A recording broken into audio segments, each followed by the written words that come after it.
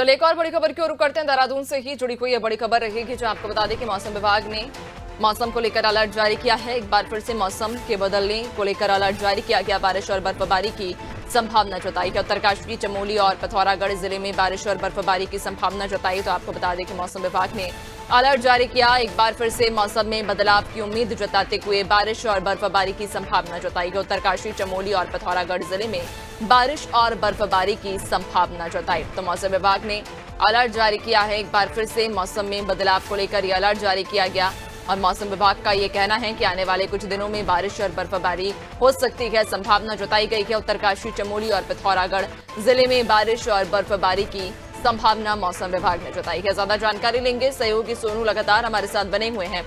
सोनू, एक बार फिर से मौसम विभाग ने मौसम में बदलाव को लेकर ये संभावना जताई है कि आने वाले कुछ दिनों के भीतर बारिश और बर्फबारी हो सकती है। देखिए, उत्तराखंड में एक बार फिर से मौसम का मिजाज बदलेगा, इस तरह की संभावना मौसम विज्ञान केंद्र ने व्यक्त की है। 13 से 15 मार्च तक के दौरान जो है, जो खास तौर से उत्तराखंड के पर्वतीय क्षेत्र हैं, उत्तरकाशी जिला है, चमोली जनपद है और पिथौरागढ़ जिले के कुछ क्षेत्रों में 3500 मीटर से ज्यादा ऊंचाई वाले जो पर्वतीय क्षेत्र हैं, यहाँ पर बर्फबारी होने की संभावना व्यक्त की है। इसके अलावा जो इनके पास के क्षेत्र हैं, वहां पर बारिश होने की उम्मीद जताई है। जबकि कुछ ऐसे भी क्षेत्र हैं, अगर मैदानी क्षेत्रों की आप बात करेंगे, देहरादून है, हरिद्वार है, उधम सिंह नगर है और नैनीताल का कुछ क्षेत्र है, इन क्षेत्रों में मौसम शुष्क बना रहेगा। यानी आने वाले समय में उत्तराखंड में दो तरह के मौसम दिखाई देंगे। जो मैदानी इलाकों का मौसम होगा वो कुछ और होगा और जो पर्वतीय क्षेत्रों का मौसम है वो कुछ और, उसका मिजाज कुछ और ही होने वाला है। जिस तरह से मौसम विज्ञान केंद्र ने जो संभावना व्यक्त की है, उसके मुताबिक बर्फबारी भी होगी और बारिश भी होगी, जबकि मैदानी क्षेत्रों में तापमान में बढ़ोतरी भी देखने को मिलेगी। कहीं ना कहीं इससे जो मौसम जनित बीमारी हैं, उनके बढ़ने की भी संभावना व्यक्त की जा रही है। अब देखना होगा कि आखिर आने वाले समय में उत्तराखंड का मौसम का मिजाज किस तरह से बदलने वाला है। बिल्कुल, वाकई। और जब भी मौसम में बदलाव होता है, कहीं ना कहीं प्राकृतिक आपदाओं की जो खबर है, जो घटनाएं हैं, वो भी ऐसे में बढ़ जाती हैं। खासतौर पर पर्यटकों के लिहाज से अगर हम देखें तो पर्यटकों के लिहाज से एक बेहद ये खुश खबर भी है, जहां पर्यटक जब भी किसी पहाड़ी इलाके में जाते हैं तो ये उम्मीद रहती है उनकी कि आखिरकार वहां पर वो बर्फबारी का लुत्फ उठा सके। लेकिन ऐसे में जब भी अचानक से मौसम बदलता है तो ये कहीं ना कहीं स्थानीय प्रशासन के लिए एक बड़ी चुनौती बन जाता है। अब ऐसे में उस चुनौती से निपटने के लिए क्या कुछ इंतजाम है? देखिए, अपने आप में एक बहुत महत्वपूर्ण सवाल है, क्योंकि जब जब मौसम का मिजाज बदलता है, खास तौर से पर्वतीय क्षेत्रों में मौसम का मिजाज बदलता है, उस दौरान कहीं ना कहीं कुछ चुनौतियां भी बढ़ जाती हैं। हालांकि जब भी मौसम विभाग की तरफ से कोई भी अलर्ट जारी किया जाता है, विशेष तौर से जिन क्षेत्रों का जिक्र किया जाता है अलर्ट में, उसको मुख्य सचिव के स्तर से, आपदा प्रबंधन सचिव के स्तर से सभी जनपदों के जिला अधिकारियों को, आपदा प्रबंधन अधिकारियों को, मुख्य चिकित्सा अधिकारियों को और इसके साथ साथ पुलिस अधिकारियों को भी वो सर्कुलेट किया जाता है, ताकि उस दौरान अलर्ट रहें। और मॉनिटरिंग भी की जाती है। जो परिचालन केंद्र है, आपदा प्रबंधन परिचालन केंद्र है, वहां से, चूंकि हाल ही में चमोली में एक नहीं बल्कि कई वाकयात ऐसे सामने आए, कुछ लोगों की जान भी चली गई। हालांकि सेना ने और रेस्क्यू टीमों ने, एनडीआरएफ, एसडीआरएफ और इसके साथ साथ राज्य सरकार के साथ, जो राज्य सरकार के ही स्थानीय प्रशासनिक अधिकारी जिला स्तर के, उन्होंने तत्परता दिखाई और वायुसेना के सहयोग से भी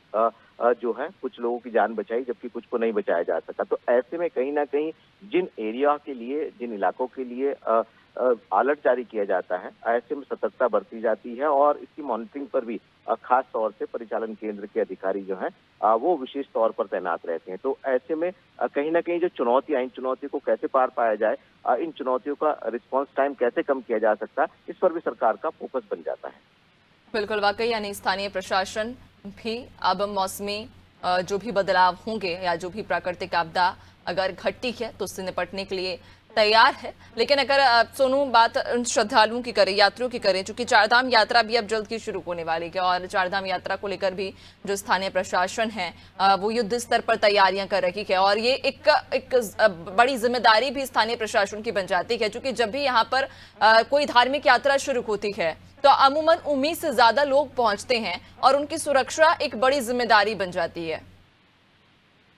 अब देखिए, सरकार के और पूरे सरकारी तंत्र के लिए एक चुनौती बन जाती है। अगर आप पिछले ही साल की जब मुख्य यात्रा शुरू हुई थी, तो उस वक्त आपने देखा था कि शुरुआती दौर में सरकार को ये तक कदम उठाना पड़ा था कि सभी राज्यों के मुख्य सचिवों को और जो भी वीवीआईपी हैं उनसे पत्र लिखकर, एक नहीं 2 बार पत्र लिखकर मुख्य सचिव ने ये अनुरोध किया था कि फिलहाल कुछ समय के लिए वीवीआईपी जो यात्रा करना चाहते हैं और वो फिलहाल अपनी यात्रा के प्लान को जो है कुछ समय के लिए स्थगित कर दें, क्योंकि जो व्यवस्थाएं थी वो प्रभावित होने लगी थी और जरूरत से ज्यादा बड़ी संख्या में लोग जो हैं वो चार धाम यात्रा करने के लिए पहुंचने लगे थे। तो सुविधाएं जो हैं वो सभी को उपलब्ध कराई जा सके और उनके स्वास्थ्य का भी ख्याल रखा जा सके, यात्रा सुरक्षित और सुगम हो सके, सरकार इसकी कोशिश तो करती है। लेकिन जब बड़ी संख्या में श्रद्धालु पहुंचते हैं तो कहीं ना कहीं यात्रा से संबंधित जो व्यवस्थाएं वो प्रभावित होती है। लिहाजा इसके लिए भी एक रोड मैप बनाया जा रहा है और सरकार इस दिशा में भी कदम उठा रही है। नैन्सी के उत्तराखंड में जो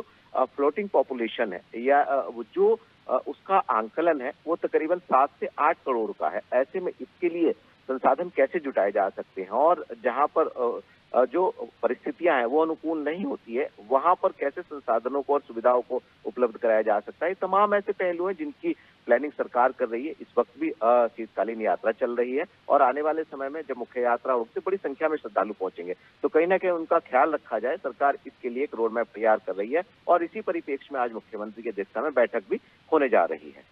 बिल्कुल, यानी कि लगातार तैयारियां तेज की जा रही हैं और खासतौर पर श्रद्धालुओं के लिहाज से जो लोग हैं यहाँ पर पहुंचेंगे पर्यटन की दृष्टि से या फिर धार्मिक यात्रा के लिहाज से उनकी सुरक्षा को लेकर विशेष तौर पर तैयारियां की जा रही हैं। बहुत शुक्रिया आपका जानकारी साझा करने के लिए। तो आपको बता दें कि मौसम विभाग ने एक बार फिर अलर्ट जारी किया है और आने वाले कुछ दिनों में बारिश और बर्फबारी की संभावना जताई है।